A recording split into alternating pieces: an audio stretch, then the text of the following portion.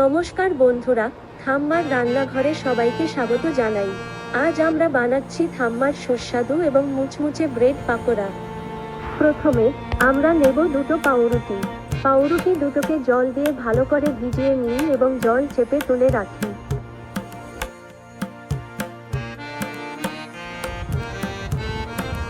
এরপর একটি বড় বাটিতে ভেজানো পাউরুটি, কুচি করে কাটা একটি আলু, স্লাইস করা একটি পেঁয়াজ, কুচি করা ধনেপাতা এবং দুটো কাঁচা লঙ্কা মিশিয়ে নিন। এবার মিশ্রণে 1 কাপ বেসন, 8 কাপ চালের গুঁড়ো, স্বাদমতো নুন, সামান্য হলুদ গুঁড়ো এবং লঙ্কার গুঁড়ো যোগ করে ভালো করে মিশিয়ে একটি মণ্ড তৈরি করি। আমাদের ভিডিওটি যদি ভালো লাগে তাহলে লাইক করতে এবং চ্যানেলটি সাবস্ক্রাইব করতে ভুলবেন না।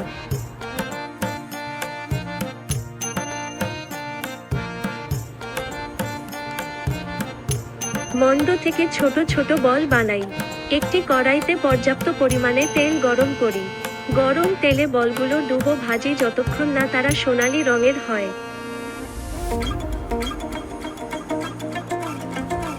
এইভাবে আমাদের ঠাম্মার সুস্বাদু এবং মুচমুচে ব্রেড পাকোড়া তৈরি হয়ে যাবে। গরম গরম পরিবেশন করুন এবং মজার সাথে উপভোগ করুন। ভিডিওটি শেষ পর্যন্ত দেখার জন্য ধন্যবাদ। নতুন রেসিপির জন্য আমাদের চ্যানেল সাবস্ক্রাইব করতে ভুলবেন না।